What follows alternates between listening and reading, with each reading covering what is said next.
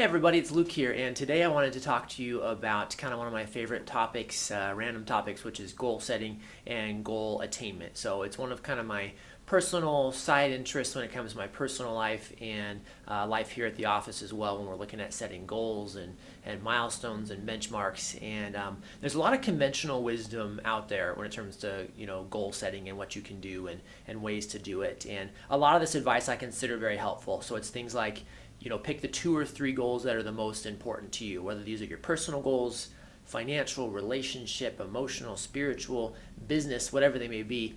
Pick the 2 or 3 that are going to have the biggest impact and that are the most important to you. That's good advice. Again, you shouldn't have too many things on your plate at one time. You might even get more extreme and say just pick one goal at a time that's the most important to you. So again, it's good advice. From there, they usually say things like make these goals as specific as possible so you know exactly where you're trying to end up. Determine the activities that are going to help you get there. What are the milestones? Work backwards from there to set things like, say, quarterly goals, monthly goals, weekly goals, daily activities, things like that.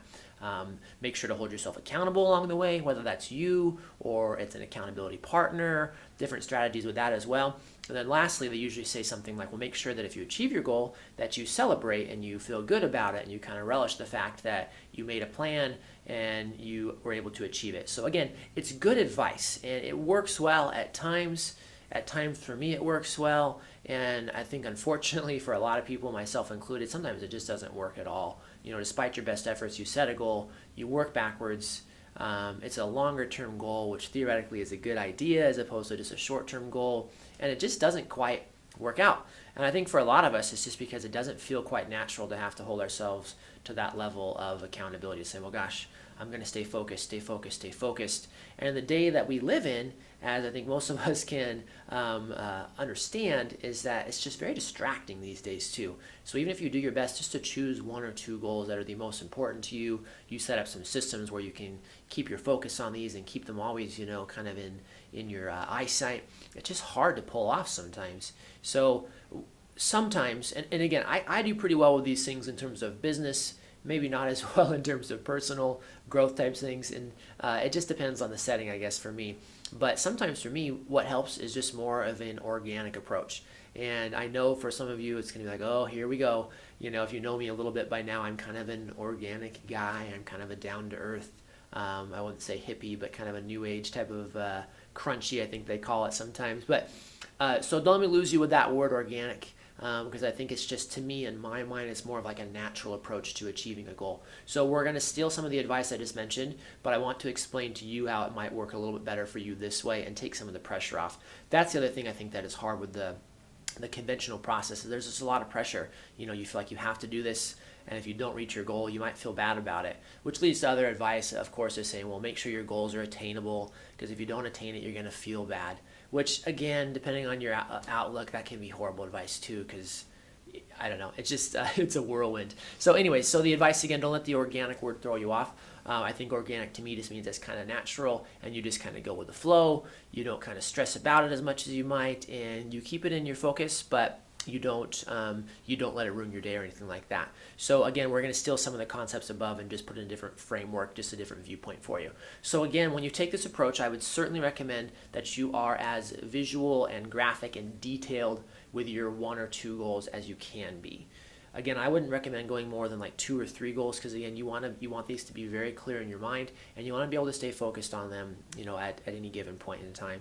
I think when you start at this point, again, if you can make this as detailed in your mind as possible, one of the things I like to do that I've stolen from some other books along the way is have like a very visual graphic representation of what your goal would be. So what does it look like? What does it feel like? What does it smell like potentially? All of these things, if you can bring in your senses to your goal.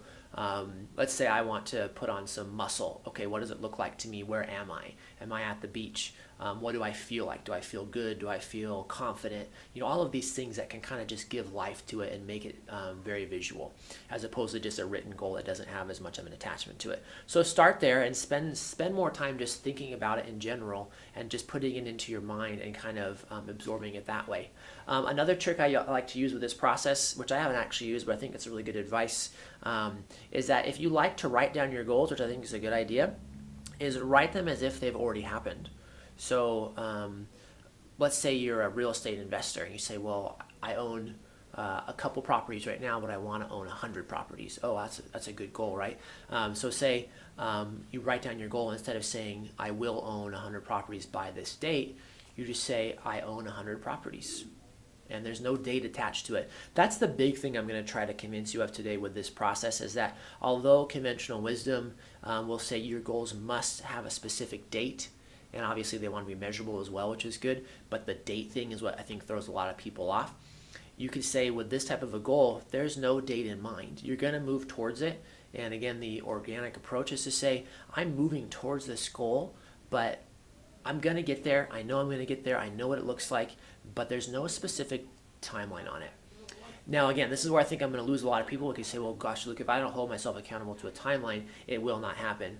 And for a lot of folks, that may well be, because if you're going to use this aspect of it to just let yourself slack off, then you're done. I mean, you're not going to achieve the goal anyways, and you know it. So it depends on how important the goal is to you. So, but again, if you just say, take the pressure off of yourself and say, well, look, I'm getting there, whether it's weight loss or an improved relationship here or a certain business goal, and just say, the goal is there. I've got the vision. It's very vivid in my mind and in my imagination. I can see it. Again, I can feel it. I can taste it. I'm getting there. Now all you need to do then really is say, well, what are a couple things I could do today? What are the most important 2 or 3 things I could do today that would move me closer to my goal? That's it. So you're not saying, well, gosh, I must get this done by this date. If you would work backwards, say I must get this done by this date and this done by this date. Otherwise, I'm falling off track. Because guess what? You may have the best laid track or plans, and a lot of times it just doesn't work anyways. So you get thrown off. So if you take, again, a little bit more of a relaxed approach and say, look, this is important to me. I am moving towards it. All I need to do today is figure out what's going to get me a little bit closer. Oftentimes the hardest part with any of these things is just taking that first step and just getting started. So don't delay. Again, find your goals, figure out what's most important to you, and then say, how can I move closer? And then one of my other favorite approaches to life in general is something called the compound effect. So if you can use that to your advantage and say, look, I'm just going to start on some small things today that are going to get me in the right direction. I'm going to keep my goal vivid in my mind. And then as I start to incorporate these positive changes, I'm going to start to gain momentum towards my goals. Whatever goal it may be. And it's the actions I'm taking are going to start to have this compound effect where they're going to start to snowball on each other. And then I'm moving towards my goal even more rapidly. And hiccups are going to happen along the way, but again, if you can keep that forward momentum, all you have to do is just get it started. So again, that's my more natural, organic approach. I think it works well, and I think it works really well too if you have your goals are basically in line with things like your core values, the things that are most important to you in life. So for me, a good example is like my health and happiness. Those are 2 really big goals on my mind, and those go not only for myself personally, for my family and my kids, that we want to prioritize our enjoyment of life and our health, and for most of us that's could be physical, but it could be spiritual and emotional and relationship health as well. And so those things, again, if you can just create these positive habits, that again, these actions are going to become habits. They will start to pick up momentum. They will snowball. And if you can take, again, the pressure off yourself and say, look, I don't care if it takes me all year to get where I want to go. I believe and I know that I am getting there, and all I'm doing today is moving towards it a little bit each day. That's all I'm doing. So again, a little long-winded today, but that's the organic approach, if you will. A little more natural in my mind. Doesn't mean the other approach won't work, and there's not a time and a place for each.